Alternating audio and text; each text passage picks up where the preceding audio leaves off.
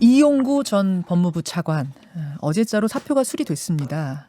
그동안 이용구 전 차관의 택시기사 폭행 사건을 두고 참 많은 말들이 오고 갔었죠. 이건 모함이다. 아니다. 증거가 있냐 없냐. 그런데 결국 당시에 택시 안을 담은 37초짜리 블랙박스 영상이 나타났고 모든 건 명확해졌습니다. 일단 사건 일지를 좀 정리하고 가죠.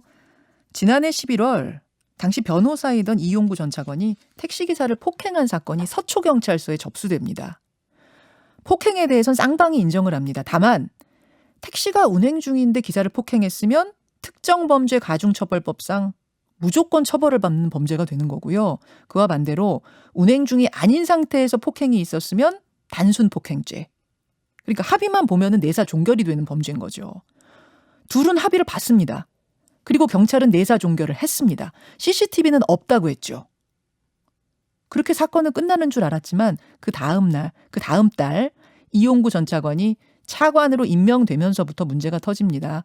서초서가 봐주기 수사를 했다는 언론 보도가 나오면서 검찰이 이 사건을 다시 들여다보기 시작한 겁니다. 그리고 결국 택시기사가 삭제했다던 CCTV가 그제 세상에 공개됐습니다. 지금부터 그 영상, 그제 공개된 영상 함께 보시죠.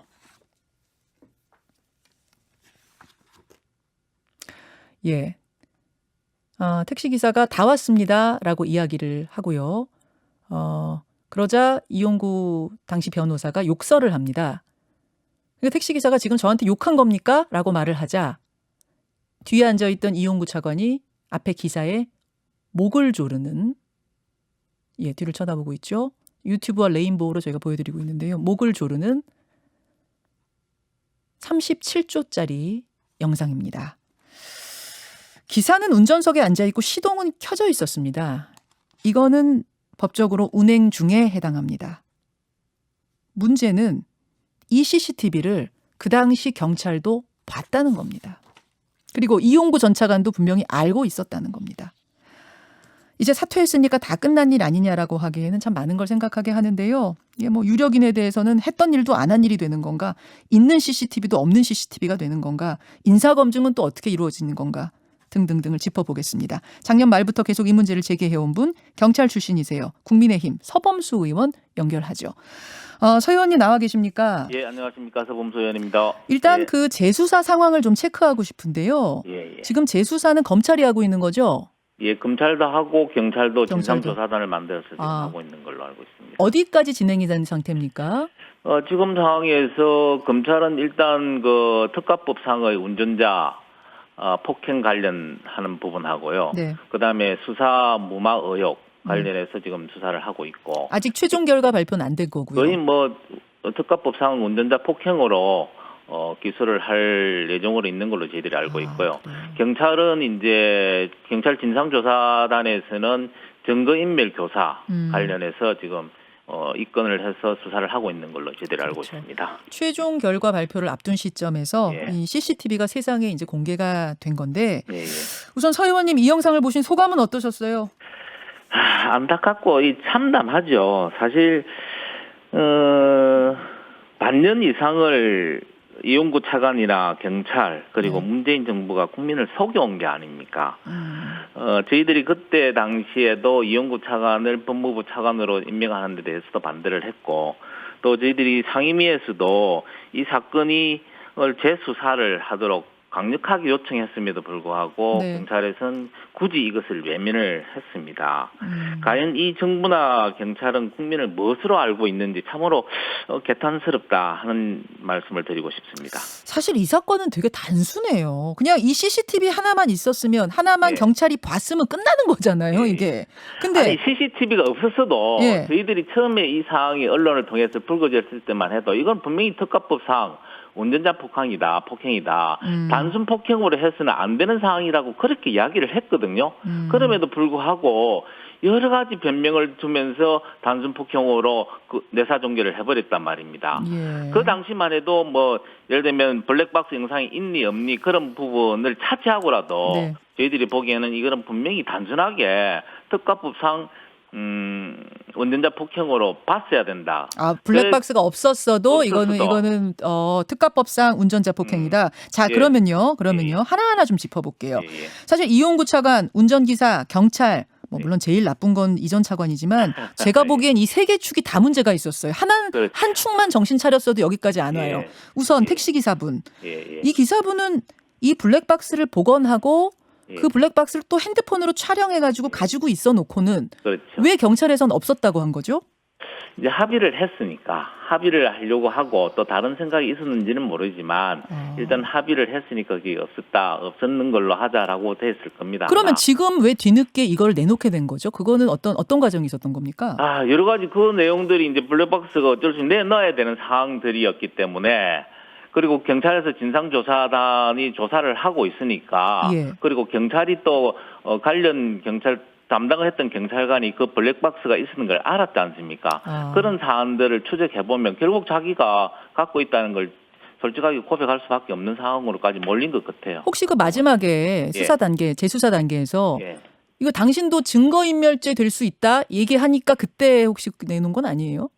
거기 지금 경찰에서는 증거인멸로 지금 하려고 하고 있잖아요. 그렇죠. 그래서 이용구 차관도 증거인멸 교사로 지금 하려고 하는 사람들이고. 그러자 나 증거인멸 안 했다. 여기 증거 있다. 이렇게 지금 내놓게 된 것 그런 같아요. 거죠. 예, 그렇습니다. 자, 두 번째 이용구 전 차관. 예.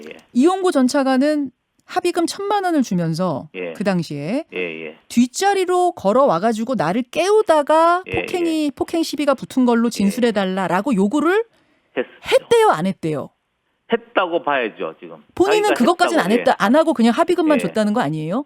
예, 그렇죠. 그럼에도 불구하고 설사 뒷자리에서 깨었든지 안 깨었든지 물론 뒷자리로 가서 깨었다 하면 그거는 정차 행위이기 때문에 특가법상 운전자 폭행으로 걸려들지 않는다는 그 변호사의 어떤 그런 그것 때문에 그랬는가는 몰라도 그런 부분들에 대해서는 지금 크게 의미가 없는 거죠. 아니 근데 그게 왜 중요하냐면 예. 운전자가 운전석에 앉아서 시동을 켠 상태인데 폭행하면 이거는 합의고 뭐고 어떻게 빠져나갈 그렇죠. 방법이 없는 그렇습니다. 특가법에 해당하는 거고 만약 운전자가 운전석에서 내려가지고 깨운 거면 정차인 게 분명하다는 어떤 여지가 있기 때문에 그런 지식 때문에 그렇게 만들려고 했은 거죠. 그거를 이전 차관이 합의하면서 직접적으로 교사 그러니까 진술을 그렇게 하기, 거짓 진술하기를 요구했느냐, 아니면 기사가 알아서 했느냐는 굉장히 중요한 부분 같아요. 요구했다고 봐야죠. 그걸 기사가 그 내용을 어떻게 알겠습니까? 기사는 뭐 예를 들면 특가법상 운전자 폭행에 대해서 뭐 구체적으로 그런 내용이 알았겠습니까? 변호사니까 그가 가지고 있는 지식을 이용해서 그런 식으로 좀 무마를 하려고 했다고 저는 봅니다. 그렇게 보세요. 예. 그럼 블랙박스 삭제까지도 요청을 혹시 했을까요? 그 합의 볼 때? 그 합의금이 사실은 보통의 합의금보다는 많은 금액으로 보죠. 보통 그런 정도 폭행이면은 얼마쯤 주고 받나요? 경찰 출신이시니까. 그 관계없이 한 500만 원 이하로 합의를 했을 거라고 저는 봤는데 의외로 1,000만 원이라는 그금을 들여서 합의를 했단 말이죠. 그러면 그 안에 내용들이 다 들어가 있다고 저는 봅니다. 그 1,000만 원 안에. 근데 어제 입장문을 냈어요. 이용구 전 차관이 입장문을 냈는데 거기 보면 합의금을 왜 1,000만 원을 줬느냐. 그 사건 당시 공수처장 후보로 거론이 되던 때라 합의금을 통상의 금액보다 많이 줬다. 이렇게 썼던데 그럼 이건 어떻게 보세요? 그럴 수도 있겠죠. 자기가 신분이 노출되는 걸 겁을 내서 그런 부분도 있고 또 플러스 이게 특가법으로 걸려들 가능성이 많기 때문에 조금 더 거액의 금액을 줬다고 저는 그렇게 봅니다. 그 1,000만 원이라는 금액은 어떤 분들한테는 작은 금액이 될 줄은 몰라도 통상의 사람들한테는 그런 합의금 쪽으로 보면 많은 금액이거든, 큰 금액이거든요. 큰 금액 안에 여러 가지 게 담겨 있다고 저는 봅니다. 저는 사실은 어제 입장문에서 이 부분이 가장 문제가 아니었나 싶어요. 왜냐하면 공수처장 후보로 거론이 되고 있었기 때문에 문제가 될까 봐 돈을 더 많이 줬다. 1,000만 원은 그럼 무슨 관집값입니까? 그렇죠. 매간매직 금이죠. 그렇게 이 부분을 왜 입장문에 그분이 쓰셨는지 좀 이해가 안 가는데. 자, 마지막으로 경찰. 경찰은 사건 초기에 이 영상 다 본 겁니까? 봤다고 하잖아요. 그리고 내가 못 본 걸로 하겠다라고 분명히 했고요. 내가 그냥 못 본 걸로 하죠라고 기사한테 얘기했다는 거죠? 그렇죠. 참, 그리고 저희들이 생각할 때 그때 저희들이 처음에 이 문제가 나왔을 때 제일 문제를 삼았던 거는 예. 파출소 제일 1차로 수사를 했던 파출소 지구대에서 1차 보고서는 네. 분명히 특가법상 운전자 폭행으로 올라왔습니다. 저희들이 경찰에 있을 때도 제일 경험은 뭐냐면 제1차 보고서가 제일 진실에 가깝다. 거기에서는 다른 여러 가지 오염될 사항들이 없는 거죠. 예. 비록 여러 가지 양식이나 뭐 문장이나 이런 게 서툴 수는 있으나 예. 거기에 가장 진실이 1차 포함되어 보고서가 있다고 봅니다. 1차 보고서는 그럼 현장에서 바로 그러니까 파출소에서 바로 작성해서 형사기로 올리는 보고서죠. 근데 처음 사건 벌어지고 접수하자마자는 이용구 그 당시 변호사가 바로 경찰서로 안 왔다며요. 파출소에서 1차 보고서를 만들어 가지고 형사기로 넘깁니다. 예. 그런 상황에 대해서 거기에 나온 보고서에는 거기는 있었겠구나. 특가법상 운전자 폭행으로 분명히 적시가 돼 있었거든요. 예. 그래서 이제 2차로 이제 경찰서에 넘어가서 검토를 하면서 지금 언론에 나온 거에 보면 그 다음 날 형사과장이 와서 그게 특가법상 운전자 폭행이 맞는지 안 맞는지를 다시 검토를 해라. 네. 라는 지시를 해서 이게 바꿔버린 거죠. 그러다 보면 그런 과정을 거치면서 조금 오염이 될 가능성이 많다. 그래서 저희들이 경찰에 있을 때도 보면 제1차 파출소나 지구대 보고서를 제일 중요시 생각을 합니다. 그런 걸 완전히 무시하고 지금 단순 폭행으로 묶어서 내사종결로 처리해버린 거거든요. 공수처장 후보라는 거를 알고 그럼 이렇게 무마가 됐다고 보세요? 왜 이게 이렇게 바뀌었다고 보십니까? 1차 보고서가. 그러니까 1차 보고서에서는 파출소에 있는 그대로 보냈을 거고요. 그 다음에 행사과장이나 이런 양반들이 어느 정도 공수처장이라는 내용도 알고 그 신상에 대해서 어느 정도 알았다고 저는 봅니다. 네. 알았다고 보고 그 다음에 경찰에 대해서 저도 경찰이지만 이런 말 하기는 좀 그렇지만 경찰의 여러 가지 직무수행상 행사과장이 알면 서장이 알았을 거고요. 서장이 알면 또 지방청장한테 보고됐을 겁니다. 그리고 지방청장이 또 본청장한테도 보고됐을 가능성이 충분히 있다고 저는 봅니다. 만약에 그런 식으로 경찰 시스템이 구축이 안 되면 경찰 업무를 수행하기가 어렵죠. 근데 그 당시 이분은 그냥 변호사였거든요. 공수처장 후보로 거론은 되고 있었지만 그냥 변호사의 택시기사 폭행 사건인데 그게 서울청장 넘어서 총경찰청장까지 올라갔을 거라고요. 왜냐하면 이틀 후에 서초서 행사과장이 공수처장 후보로 거론된다는 걸 알았다는 이야기거든요. PC에서 자기네들이 검색을 했다는 거거든. 그 정도면 그렇게 위까지 보고합니까? 그렇게 되면 경찰의 분위기상 서장한테 분명히 보고를 했을 겁니다. 이 사람이 공수처장 후보로 거론되는 사람입니다. 그러면 서장이 구두로 보고를 받았다면 또 지방청장한테도 구두로 보고했을 가능성이 농후하다고 저는 봅니다. 서범수 의원은 울산 경찰청장 출신이십니다. 의원님, 이게 인사검증 라인에서 이거를 몰랐을 가능성. 왜냐하면 뭐 이렇게 내사 종결이 이미 됐으니까 검증에서 안 걸러졌던, 그러니까 못 걸은 상황일까요? 어떻게 보세요? 충분히 저는 인사검증에서도 이 내용을 알았을 가능성이 있고요. 내사 종결인데요? 내사 종결이라도 그러니까 제가 아까 조금 전에 전제했다시피 서초서장이 지방청장한테 보고를 하고 지방청장이 경찰청장한테 보고를 했는데 그 라인을 탔다면 그것도 청와대에서 알았을 가능성이 있고요. 청와대도 알았을 거다? 예. 그다음에 설사 인사검증에 안 걸렸다 하더라도 그렇게 여러 가지 문제가 12월 달부터 문제가 제기됐었지 않습니까? 그런 내용들을 봤으면 이거는 분명히 청와대에서 걸렀어야 되는 인사였다. 알겠습니다. 라고 저희들은 보죠.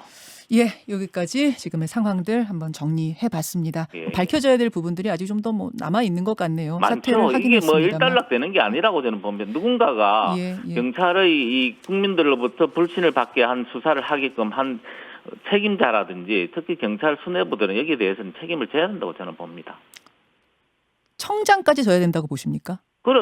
청장이 저희들 이제 상임위에 왔을 때 제가 그렇게 이 사건에 대해서 재수사를 지시하세요라고 몇 번 제가 강조를 하셨어요. 했습니다. 청장이 옷 벗어야 되는 사안이라고까지 보세요. 만약 그때 알았으면? 그렇죠. 만약 알았으면. 알겠습니다. 그 부분에 대한 경위조사 필요하다는 말씀 여기까지 말씀 듣도록 하죠. 서범수 의원님 고맙습니다. 감사합니다. 김현정의 뉴스쇼는 청취자 여러분의 참여로 이루어집니다. 트위터, 페이스북, 레인보우 게시판, 그리고 단문 50원, 장문 100원의 유료 문자 샵 1212 우물정 1212 통해 참여하실 수 있습니다. 김현정의 뉴스쇼 여러분과 함께 만듭니다.